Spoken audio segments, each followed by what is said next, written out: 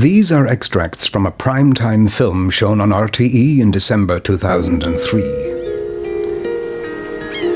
In the 1950s, 400,000 people emigrated from Ireland. Most went to Britain and never moved home.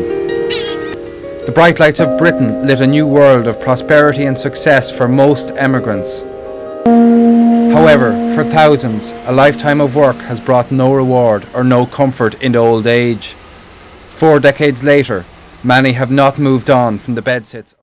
For years, Seamus and Frank worked on sites all across London, but they have now been replaced by a new generation of migrants from Eastern Europe. We built the roads, we built the hospitals, we staffed the hospitals, we staffed the educational system, never acknowledged.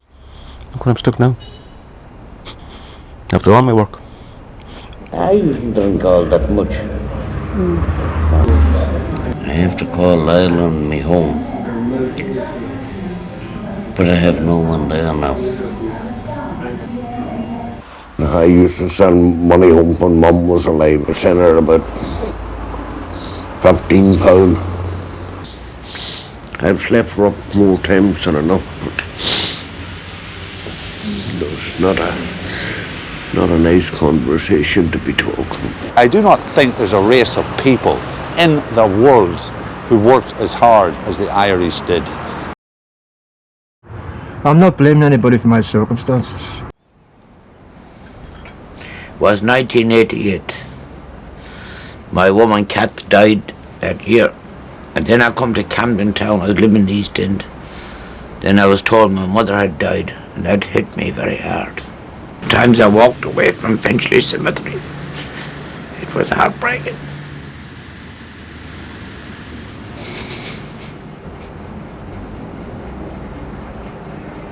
All of my country is buried up. You only live from day to day. That's all. Live from day to day. It was a sad reflection of people who were down on their luck. Many who were heavily into drink living awful lives of poverty and despair. It showed the worst-case scenario of deprivation facing many Irish people in Britain, and was a shocking wake-up call to government and caring agencies here and in Ireland. Many imagined that it was not real or even possible.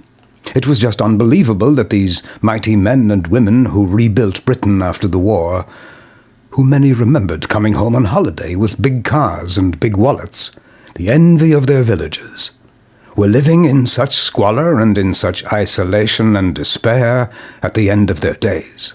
The culture of work and drink which flourished in the Irish community has had obvious long-term consequences. We have the worst uptake of mental health services.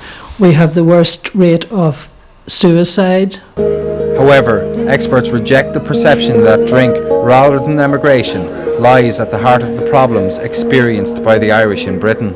I think drink is a major issue in ill health for some people, but I think that has to be seen too as a coping mechanism. Drink is an issue, but sometimes I get quite angry at the way drink is presented as the issue. Often it's presented that drink is the problem.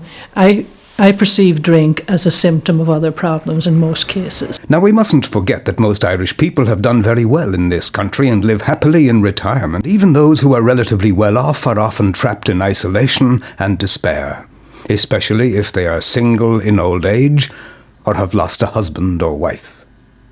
And it's those that make up the largest percentage. 165,000 sad, hidden, almost a forgotten Irish-born people live alone throughout Britain. 400,000 older Irish people live in Britain. Many have prospered, but many more are now vulnerable and living in poverty. Where does the responsibility for the welfare of the men featured in Part 1 really lie? Has the Irish government fulfilled its promises to a generation whose postal orders were so vital to the Irish economy? And what has been the response of English social services? The relationship between the Irish immigrants and social services has really been a rather checkered one. And I think that there still isn't enough recognition of these particular needs of Irish. Irish voluntary organisations have tried to redress the failures of social services. Looking after the welfare of the ageing Irish community has become an increasingly difficult task. Brian Boylan is an outreach worker at the London Irish Centre. Don't underestimate the depression, the despair, the loneliness, the loss. You have to be an immigrant. You have to live in this country for years. You have to lose the possibility of going back. That is awful. If that's the way I am, well, I'm not going to worry too much about the curtains, or the wallpaper, or the carpet, or the state of my flat. You're missing the point if you only see the dirt, the squalor around me. It's inside you need to look. Now, 3 years on from this film, and despite a quadrupling of Irish government aid, and indeed some great efforts by many of the Irish care agencies, it is clear that a new strategy is needed if we are to make any significant gain to provide anything meaningful for them before it is too late. There are approximately 250,000 Irish people in this country over the age of 65. And while only a tiny number would fit the profile of the people shown in the film, there is still a huge number out there who are very isolated and very alone, and are just as much in need of comfort and support. In the late 1980s, the SafeStart Foundation was founded by a group of concerned individuals and business people when the scourge of emigration returned with a vengeance, and existing agencies were overwhelmed by the numbers arriving from Ireland, totally unprepared for life in London. The Foundation introduced an innovative one-stop facility with information, accommodation, jobs and training under one roof. Thousands have benefited from its services over the years, and the work continues successfully at the modern foyer building in Cricklewood. Although largely supported by the Irish community, especially the golfing societies, in its early years, many of the services are now funded by local authorities, local colleges and businesses. The Irish government, through Dion, made the very first grant we ever received in 1988, and has continuously funded aspects of the work since then. Recently, SafeStart decided to turn its attention and expertise towards another vulnerable section of the Irish community: the elderly Irish. These are not necessarily poor people, but they greatly appreciate each other's company for a couple of afternoons a week. Here they reminisce about old times and talk about, and often solve, many of their own health, pension, housing or social welfare issues. But we also have expert help available to advise on these issues and use local authority and statutory services to fund and enhance the service whenever possible. Counselling services for issues such as drink dependency and mental health problems are also part of the provision available. For those who wish to retire to Ireland, we have links to housing projects in Ireland that accept applications from the Irish community here. Unfortunately, many Irish impoverished themselves by sending all they had back home during their working lives, and pride holds them back from being helped now in a time of need. For their generation, there was a certain stigma or shame attached to those who asked for dole or any type of handout. And so they hide away in the fringes of our community, ashamed of their situation and hindered by convention, reluctant to ask for help. No one seeks them out because it is difficult for an ordinary individual to do anything for someone who has become a recluse or who has a drink problem, and so they become invisible. I'm only going to work with a small group.